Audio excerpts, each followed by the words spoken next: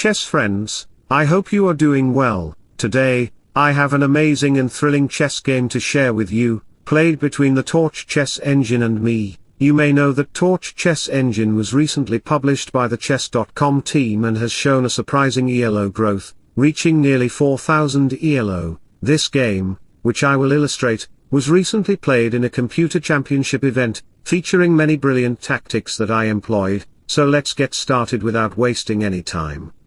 I started the game with d4, we have d5, knight f3, knight c3, instead of playing c4, I played a casual e3 move, which is not very popular because after e6, the bishop comes out, the knight moves to d7, and I played b3, preparing to consider c4 and bring the bishop to b2, so after g6, it seemed like Torch Chess Engine was trying to copy me, like a sample version of myself. What a joke.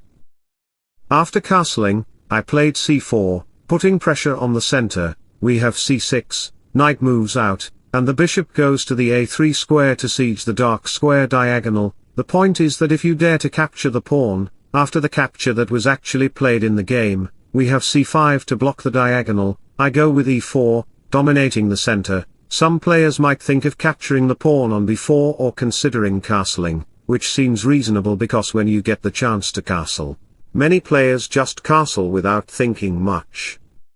Imagine having a craving for a burger despite knowing it's unhealthy. That's akin to this position. After the rook move and a few moves later, white will consider d5, significantly strengthening the center with two pawns, where the knight can come to the d5 square, making the position very strong. I won't illustrate the further variations, or the video will be too long. Going back to the position, instead of playing long castle, Torch Chess played e5, and I closed the position with d5. A few moves later, the knight moves back to e8, threatening f5, that's crucial, so after a4 and some other moves, Torch Chess could go with f5, but instead, he moved his knight back. I'm not sure what was on his mind because a few moves later, you can see he was just shuffling his knight and bishop like circus jokers. As the queen moves back, we have the bishop coming in and f4 on the board, the knight comes in, and we have exchanges in the center and knight to f3, playing bishop to g7 doesn't bring any advantages because I can exchange pieces on e5, there is nothing much tactical there. He played f6, a very crucial move that opens up the king's diagonal, that's why my queen comes in, and we have exchanges on d3 and h6 to finally attack the knight. In this position, many chess players might consider moving the knight back to c3, but that move seems cowardly. I played e5, a brave move to open the diagonal. My queen and rook are forming a battery to fight along the file, and I sacrificed my knight on b5.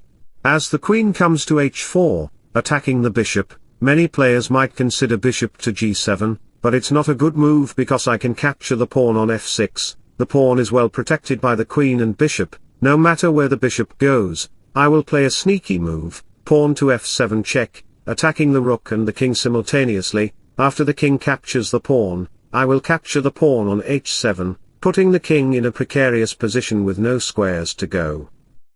If you haven't liked my video yet, please do so now. So let me share a beautiful quote with you. Self-care is a form of self-love. Do something for yourself today, no matter how big or how small, you deserve it. Going back to the original position, we see that your bishop is under attack, which is why Torch Chess played knight to d6. Is he mad or just making a nonsensical move? No, the knight to d6 move is crucial, protecting the f7 square. It sacrifices a piece, and after capturing, I grab his bishop, knight to f5 comes on the board, attacking the queen moves back, and we have pawns being captured, and the knight moves back simultaneously. We have knight takes e5, followed by knight to d4 and then knight to f7, which is well protected by my rook. You can't do anything against that. With queen to d5 and knight check, as the king moves up, can you guess what I played in this position? Try to think a little and pause the video. I know you can't find the best move because you are not at the level of Stockfish or even Torch Chess Engine, but try your best. The move is rook takes d4, sacrificing the rook because after you capture, my queen comes to f4, opening the diagonal. Many players with black pieces might consider rook to a7 to protect the 7th rank, but in reality, I will capture the pawn, leaving the black king with no squares to go. He has to block with the rook, and then I will play queen to f8 check, leading to checkmate. Going back, we discovered that the queen is dominating the file, the knight is controlling many squares, and the king is in a fragile condition. We have c3 and queen to f6 check on the board, the king captures the knight, and when the bishop checks, if the king goes to h5, g4 will lead to a checkmate, and the game will be over. That's why the rook blocks on the e3 square, giving me material back, so, I played rook to f4, threatening rook to h4, which would lead to a checkmate. The pawn cannot move because it is pinned to the king. What should the black king do?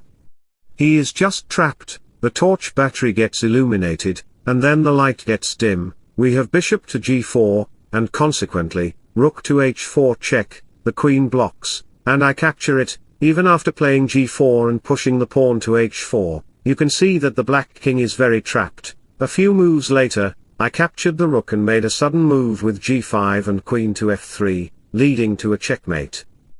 So, that was a very adventurous game. I hope you enjoyed it very much. If you did, don't forget to like and subscribe to my channel. We'll see you next time. Bye bye, take care, and see you soon.